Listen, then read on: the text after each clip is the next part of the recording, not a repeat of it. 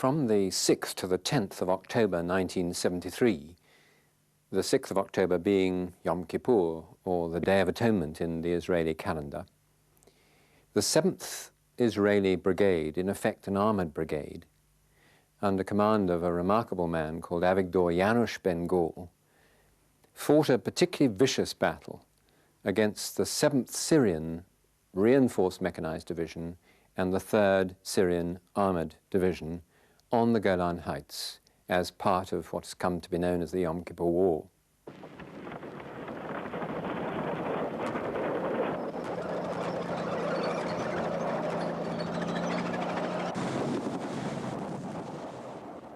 We've chosen this battle, which I know reasonably well and which I want to tell from an unashamedly Israeli point of view, to try to illustrate some of the principles of command and control in battle, if that doesn't sound too pompous. I think we'd all agree that command and control in battle, particularly after a layoff, in this case of 5 years of relative peace, particularly the all-arms battle, is one of the most difficult things, the most difficult arts for a soldier to master. And I hope and believe that we can learn quite a lot that is important from this battle. In the Middle East context, this is the vital ground, the Golan Heights. From an Israeli point of view, if the Syrians occupy this high ground, then the northern Galilee is almost untenable. This was the Israeli experience for 19 years, from 1948 to 1967, where it was virtually impossible to live on the kibbutzim in the valley, in the Hula Valley, and astride the Jordan. It was virtually impossible to persuade new immigrants to live in the northern towns of Kiryat Shmona and Metula. For the Syrians could bring their artillery to the very edge of the Golan Heights and look down on the valley and dominate it by fire. And this is why, in '67, the Israelis fought so very hard indeed to recapture the Golan Heights. So we are talking about vital ground in a strategic sense. Now, if I may, I'd like to try to describe it to you as briefly as I can, and then relate the map to the model. If I may, in your mind's eye, take you to the highest ground, 9,000 feet above sea level, which is right up here in the Israeli OP on Hermon. And from there you look down on land falling away very rapidly indeed, down to the Golan Heights Plateau, which is from top to bottom about 45 kilometers. And this is a plain which runs right down the center, upon which are various volcanic tells, hills that have been left with basalt after the volcano has cooled, and they form a feature here. Then there is, to the east, about 20 kilometers of plain, and then a series of Syrian tells on the other side, so that, as it were, no man's land is divided between the two lines of high ground. And the Israelis were keen and determined, after the '67 ceasefire, to come back to a point where west of the ceasefire line most of the significant high ground would be. And they were able to use this high ground for their observation posts and for their strong points. And this is indeed what they have done, as we'll see in a moment. There's only one piece of high ground on the other side of the Israeli line, and that is the Jubat al-Hashab feature out here, but it is not significant. If we come west from this line of tells on the plain, we find that the escarpment falls very rapidly into the Jordan Valley. Very rapidly, so that, for example, from here to here, and to a lesser extent from here to here, the land falls away about 3,000 feet down into the rift in which the Jordan flows. Flows from the springs of Banyas and Dan and the Lebanon down into Lake Galilee, or the Kinneret here. The main road west-east is the road to Damascus, which Saul was traversing on his way to Damascus when he met with our Lord, and that comes across the Gesher Banot Yaakov, the bridge of the daughters of Jacob, up the escarpment very steeply, across through Nafak, still climbing, Kfar Nafak being the military headquarters of the district, through the deserted administrative center of Quneitra, and out onto no man's land through Sassa to Damascus. That way, that is the main bisecting route. This way, from north to south, there is a road really coming from Majd al-Shams to Tel HaPerez. So much then for the geography, as it were, of the area. Now may I relate this white square here to the model. And Bukata, at the top left-hand corner, is here. Bukata, a Druze village. To the southeast, the small Hermon, Ha-Hermonite, which proves to be very important in the battle. Then there is, as it were, a saddle of land, and then the Busta, which is there, which is here. And then another saddle to the deserted administrative center of Quneitra. In depth, Ha-Avital, which is not only very high, but is also a main early warning station, listening and intelligence center, and Ha-Bentol just to this side of it. And the one other feature on the model I would like to indicate, which I have not so far mentioned, is an obstacle, a tank obstacle, which runs from north to south, roughly along the line of the disengagement area, to Tel HaPerez in the south. And this is an obstacle we'll come back to when we discuss the battle. One last feature that I would like to mention is that a lot of the fighting which we will see occurs in the center of the model in what has come to be known as the Quneitra opening. It is in many ways the most attractive way for the Syrians to come from the east to the west into the heartland of Israel, and I would remind you that Tiberias on the Galilee is only just down there, a large Israeli town. And from the Syrian point of view, the Quneitra opening is the most attractive of three ways into the area. Its disadvantages are, of course, that it is shouldered here on the Hermonite and there on the Ben Tor, and has that rather disturbing booster feature in the center of it. But there are many folds in the ground which even this slightly exaggerated model does not show. But there are folds here which are ideal for defense and which the Israelis will make a lot of use of. And here, I would particularly like to try to draw your attention to this low ground, which leads slowly up into this ridge here. And this became known as the Baka Valley, and later Emek Dema'ot, the Valley of Tears, because so many Syrian tanks and armored vehicles were destroyed in the area. So much then for the ground. Now, very much more briefly, relative strengths. And before I discuss the relative ground strengths, I would like to dispose of the air factor, because there was virtually no air activity in the days of the battle that I wish to describe, certainly not the first 3 days. The reason for this was that the Soviet strategy in support of the Arabs was to provide them with massive surface-to-air missile strength. Although the Egyptians were equipped first and the Syrians only later, the Syrian equipment was complete by January 73 and consisted of 50 batteries of surface-to-air missiles. SAMS 2, 3, and the highly mobile SAM 6. And therefore, virtually, a wall had been created in front of the Syrian forces, and to a certain extent over the top of them.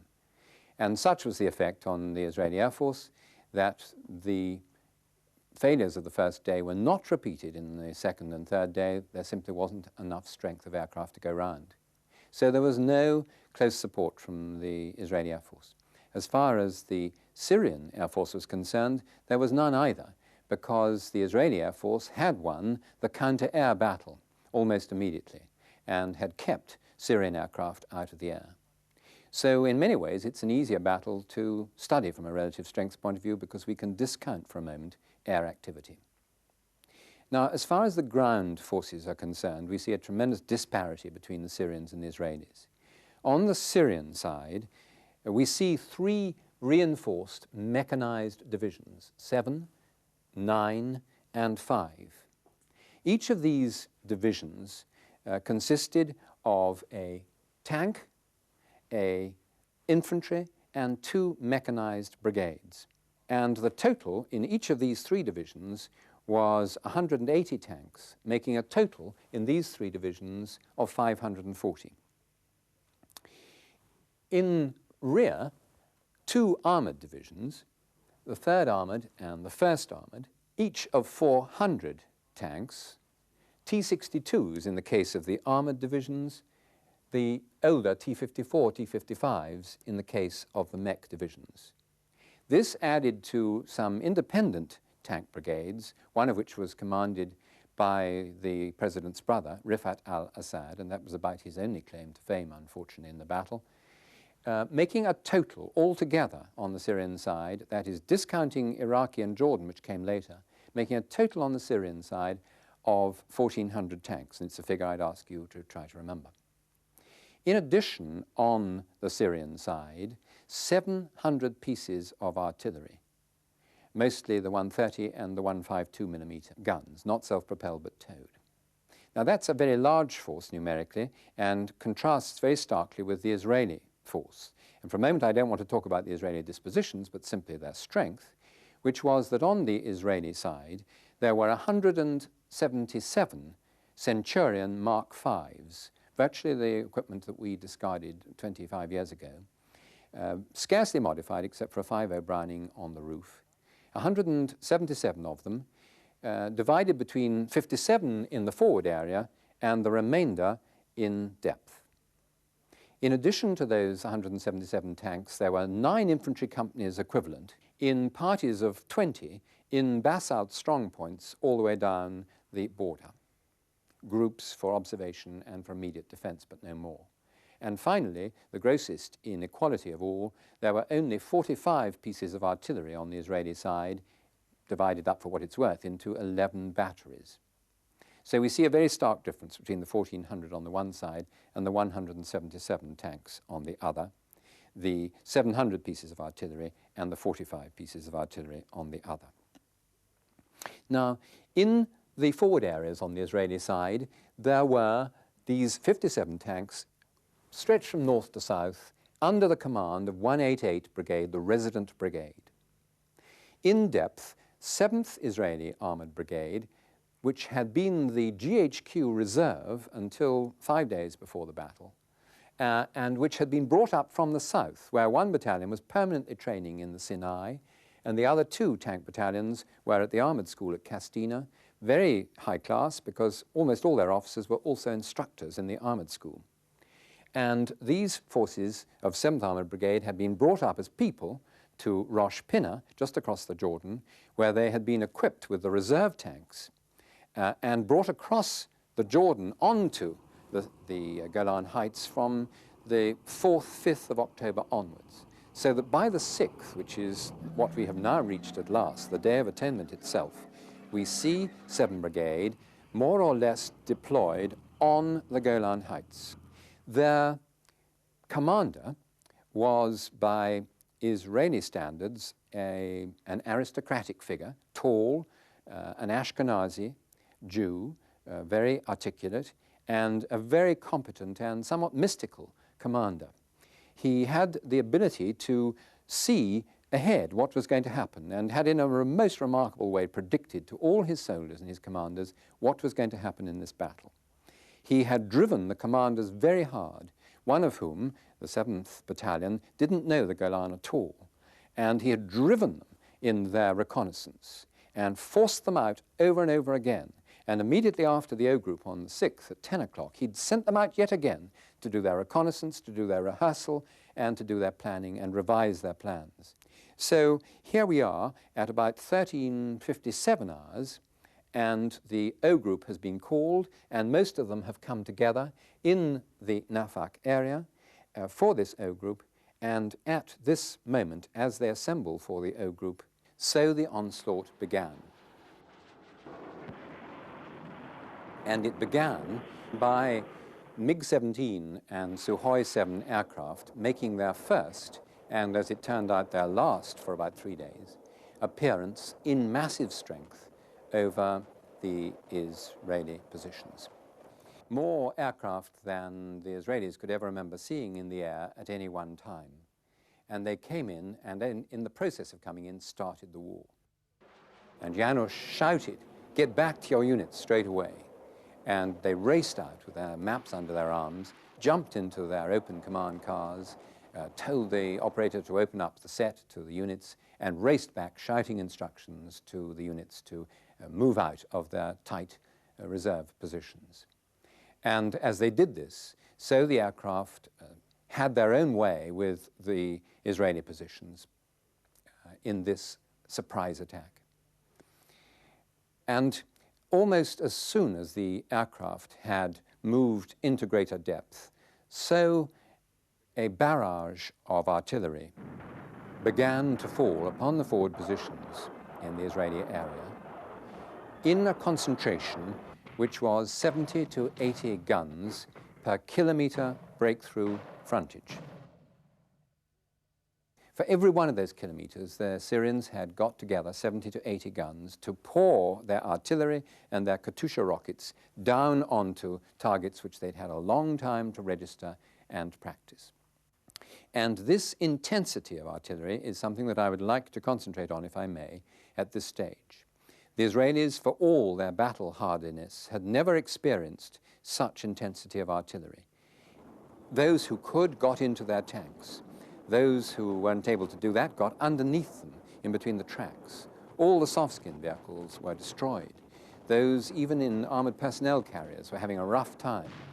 The paint on the outside of the armored vehicles was being sandblasted off by the explosions in the dust and the grit where shells had landed just by the vehicles. The aerial bases, which were armored for the most part, survived, but the aerials didn't. And so those inside took it in turns to reach out and replace new pieces of aerial that had been destroyed. It was a horrendous experience, and General Raful Etan, the divisional commander, who was subject to it like the rest of them, who was a very hardened parachute commander, told me personally that he was utterly numbed by it, that he was not able to think ahead and think straight. It had a paralyzing effect on command and control. And I do stress this point because, as you will know, in Soviet doctrine, in the European battle, it is not 70 to 80 guns per kilometer breakthrough frontage that we're going to be up against, but according to Soviet norms, 120 to 140 guns per kilometer breakthrough frontage. And we have simply got to think our way into this intensity of artillery coming down on us in the early moments of the surprise attack. The Israelis gradually pulled their act together as across the plain, coming in from the east, especially over the last bare 2.5 kilometers of ground, which is exactly the Soviet doctrine, as those tanks came out of column into line and came across towards the obstacle on the model, doubling across, hugging the ground, because as you know, the Soviet tank is designed specifically for this, for the low profile, fast dash across and then expended if need be. As they came across, shoulder to shoulder, firing, but with no great effect, the Israelis, in their forward positions, began to pull their act together. And because the obstacle had forced the Syrians to bring their specialist vehicles forward, their bridge layers, their mine plows, their mine rollers, the Israelis picked off the specialist vehicles starting at about 2.5 kilometers. And where the obstacle was covered by fire, that old staff college cry, where the obstacle was covered by fire, they were able to destroy the specialist vehicles before they reached the obstacle. This they achieved in the north, but where they were more stretched out, south of Quneitra, they did not achieve it. And whereas no specialist vehicles reached the obstacle in this first onslaught in the north, in the south, which was numerically a greater attack anyway, and where the Israelis were more stretched out, so they achieved crossings over the obstacle, much to the subsequent embarrassment of the position. At about 3:15, a decision was taken by General Raffoul to divide the front as had been expected. 188 Brigade couldn't go on taking all the pressure while 7 Brigade remained in reserve. And so just as Janusz had hoped, the decision was taken to divide so that, inclusive of the road Benotia-Kov-Kunecha, went to 7 Brigade from their reserve positions into the line, and 188 Brigade responsible for the area to the south, from just south of Kunecha to Tel HaPerez. This decision would obviously lead to some cross-posting between the brigades, because 4th Tank Battalion of 188 Brigade was stretched right across the front. And so 4 Tank Battalion was to remain more or less in position and come under command of 7 Brigade. 7 Brigade was to give up its 2nd Battalion from reserve to go into the 188 Brigade area and be the northernmost tank battalion of 188 Brigade. The remaining units of 7 Brigade were positioned as follows. In the north, and responsible for the whole of the northern area, from just north of Hermanit right up to the top of the map and model, was the responsibility of 1 tank battalion, Retz. The next battalion to be positioned was the Armoured Infantry Battalion, number 5, commanded by Jos, and this was to be responsible for the area in between Ha Hermanit and the obstacle, in this sort of area here. In the reserve position on the booster, Avigdor Kahlani's 7th Tank Battalion to be in depth behind some of the tanks of the 4th Tank Battalion of Yer. So in summary, we see Avigdor Janusz Ben-Gall setting up his brigade in this area with his headquarters close to the crossroads here, and with 1 tank battalion in the north, 5 Armoured Infantry Battalion there, 7th Tank Battalion in depth, and the acquired 4th Tank Battalion of Yer in the south. And these were the positions as dusk settled at about 1800 hours on the Golan in October of the year. And this is the position they were in just as dusk came, and they came under increasing pressure. Now, this increasing pressure was a second wave of attack from 7th Syrian Mech Division across and towards the obstacle, which had still not been breached at this stage, though by Soviet norms they should have been on the Jordan River by this stage. Now, as it came to the dusk and several efforts had been made to cross the obstacle, the Syrians showed considerable initiative and iconoclasm, if I may use that word, by deciding that since they had failed to cross the obstacle with their specialist bridging equipment, MTU-20s and other mobile bridges, that they would bring up 6 D9 dozers, yellow American bulldozers. In the heat of the battle, these vehicles came forward, unprotected of course, with just a screen over the head of the driver to keep the midday sun off, a canvas screen, and all shot and shell coming down on them. The only concession which the Syrians made to the drivers, the intrepid drivers of these D9 dozers, was to give them ear defenders so that they couldn't hear some of the worst of the noise coming down on them.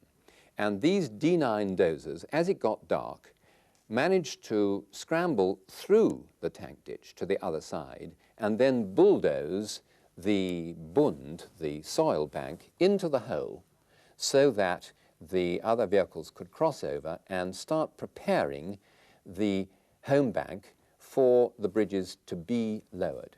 And some of the bridges would otherwise, as we see, have fallen over and the tanks with them.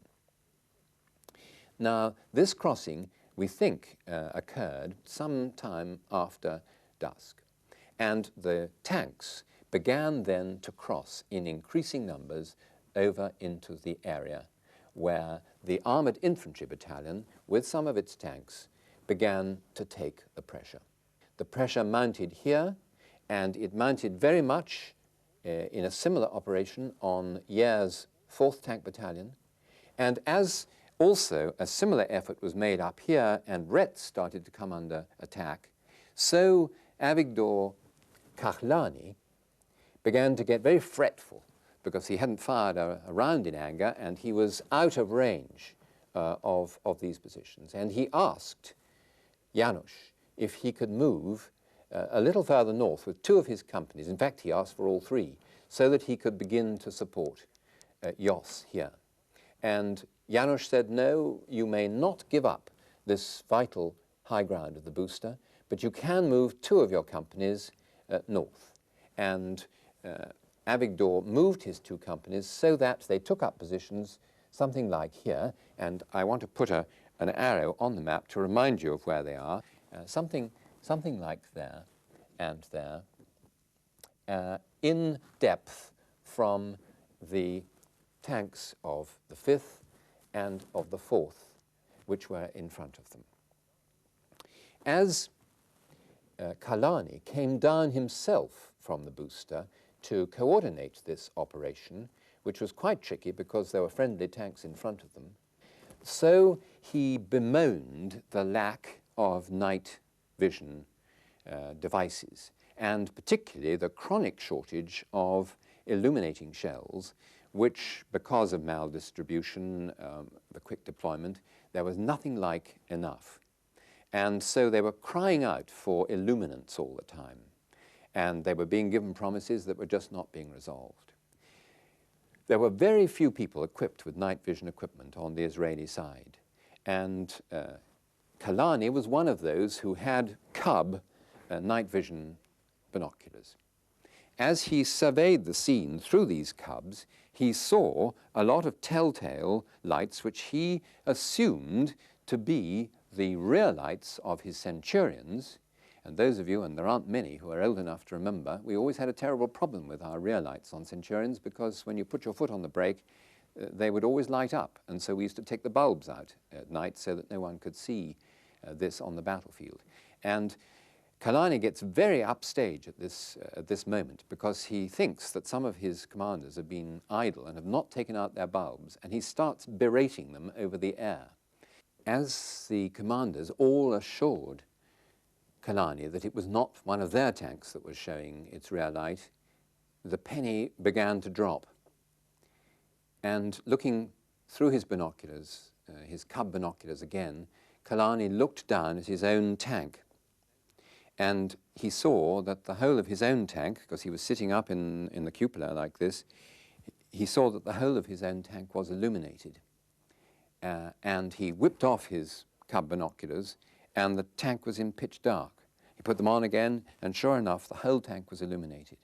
And suddenly he realized that what he was seeing was an infrared searchlight, a gun searchlight, illuminating his tank, and that the little lights that he could see were not the rear lights of Centurions, but the infrared driving lights of the Soviet tanks. And the hair stood up on the back of his neck, and he screamed to the driver to go into high reverse and called out to the gunner to engage. And of course the gunner could see nothing at all, and so Kahlani aimed the gun with his hands, and they fired. And there was an enormous explosion in front of them immediately as the tank, which was just about to fire at them, exploded in their face.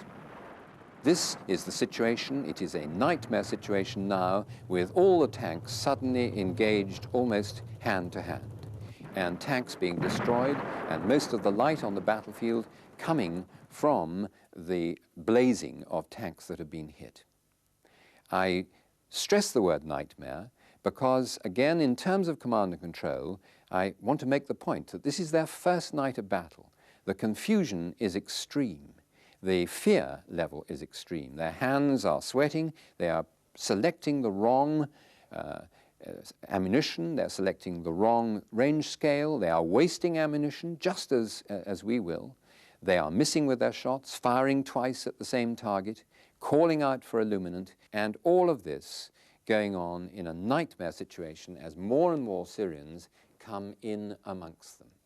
And the command and control of this situation is extremely difficult. The battle goes on like this until 3 in the morning, when the Syrians withdraw. And I ask, as others have done, how were they able to hold their ground? Because there has been no giving up of ground at all. How were the corporals commanding their tanks some way out on a limb on this first night? How were they able to stay in position and trust? And I personally didn't have the chance to ask, but another of my friends did ask one of these corporals, how was it that you held your ground and stayed in position? And his answer was important, I think. He said, I knew that Kalani knew my situation. He never at any stage asked me for a sitrep. I knew that he knew, and as long as I knew that he knew, I was prepared to stay put until I was ordered to move. Forward command, especially under fire, is a feature of Israeli fighting, and I submit it has to be a feature of ours as well, and that we think much too much about our commanders being rearwards in command vehicles with complicated maps in front of us, when in fact they should be, as Kalani was, forward, knowing what's going on, smelling the battle, and being able to sustain his men. And so at 3 o'clock in the morning, the Syrians withdrew, and the Israelis realized that they were very short of ammunition, and they attempted a night replenishment from their logistic vehicles, which were only a little way back at the Wasset crossroads.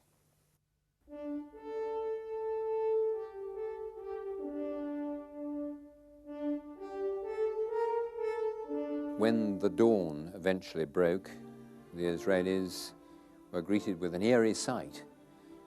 Some 130 AFVs, various, disabled or left in the valley in front of them. And the attrition rate through that first night had been something in the order of 20 to 1.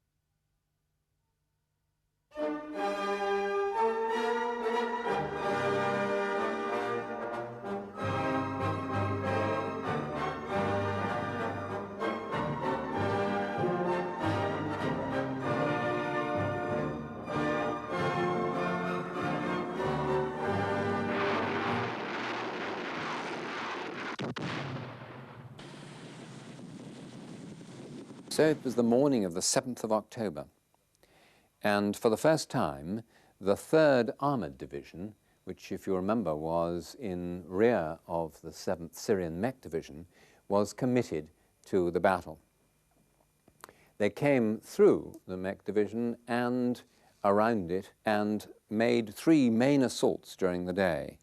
At 8 o'clock in the morning, an attack which was aimed at Wasset Junction, but never got further than here. At 9 o'clock, an attack deliberately designed to neutralize the booster. And at 11 o'clock, an attack against Retz's 1st Battalion to Majd el-Shams, the Druze-occupied village on the high ground. All 3 failed at all.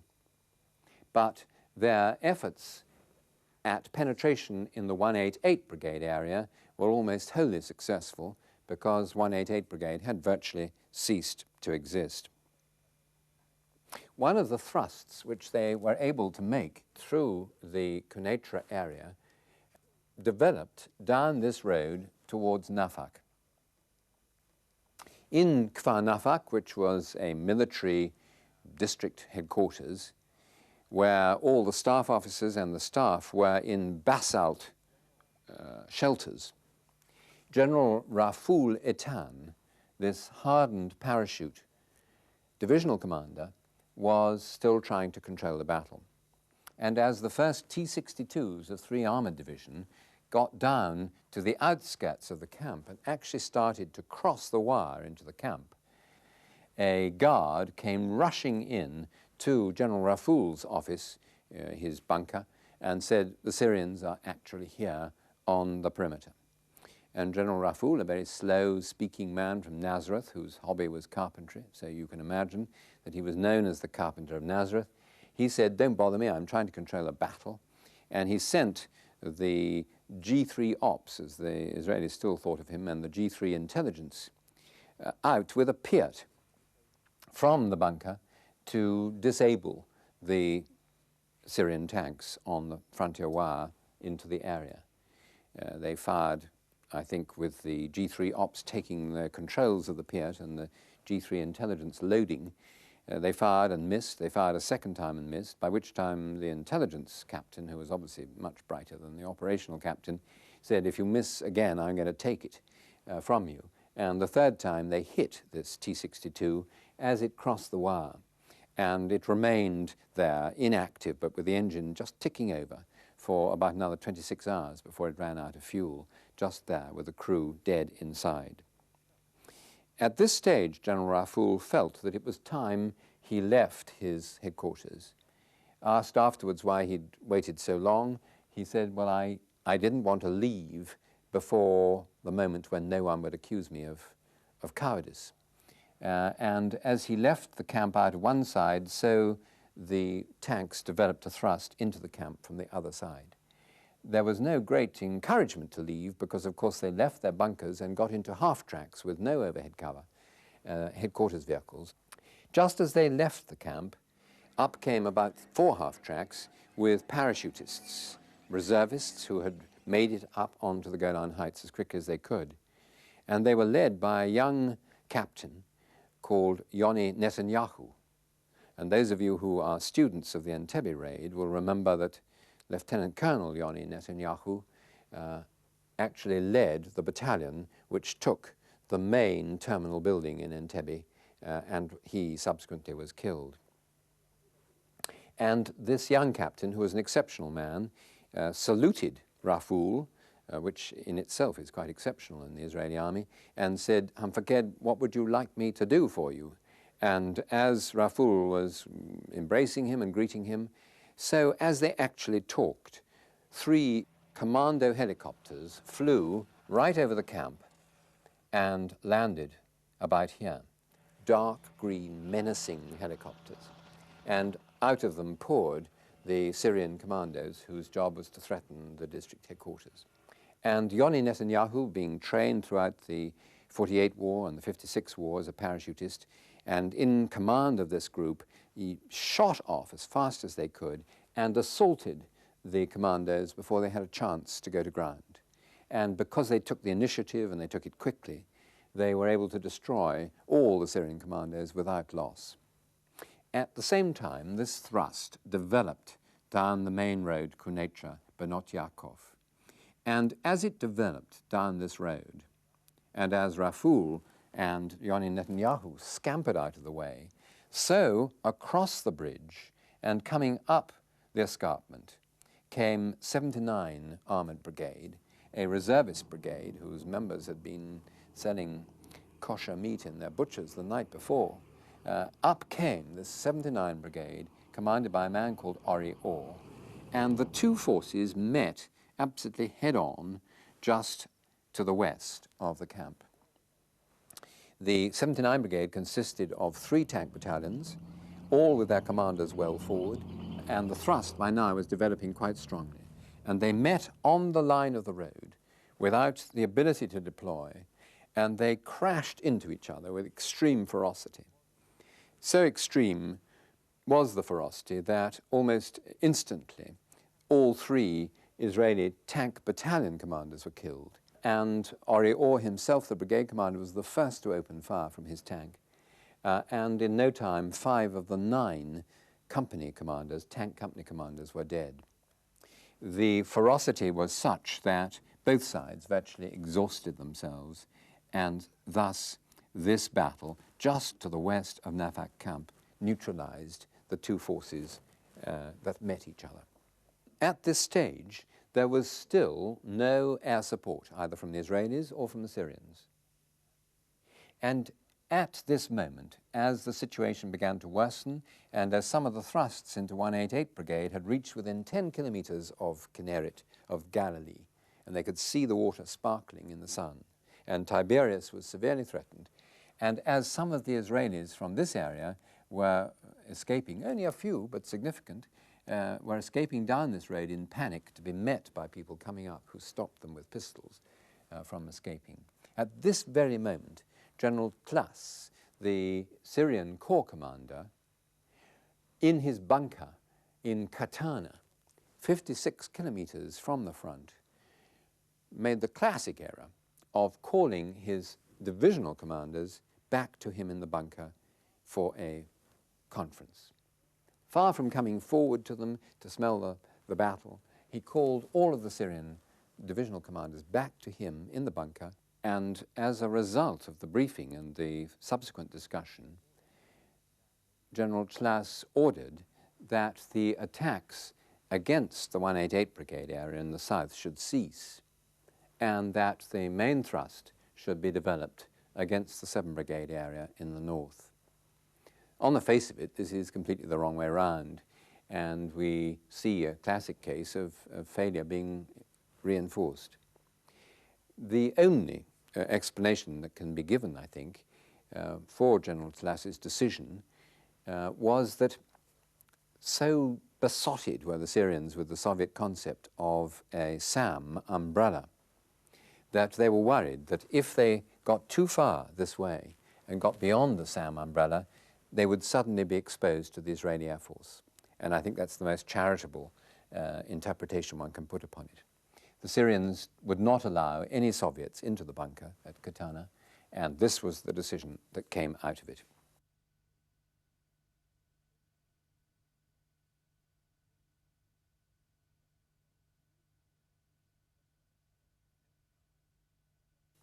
And so we come to the evening of the 7th of October. 7 Brigade have taken a tremendous pasting, and having started the day with 111 tanks, are now down to 40, most of them seriously degraded. And at 10 o'clock at night, a battalion of tanks, supported by a battalion of infantry with RPG-7V, attacked the northern battalion, the Retz battalion, here in the north.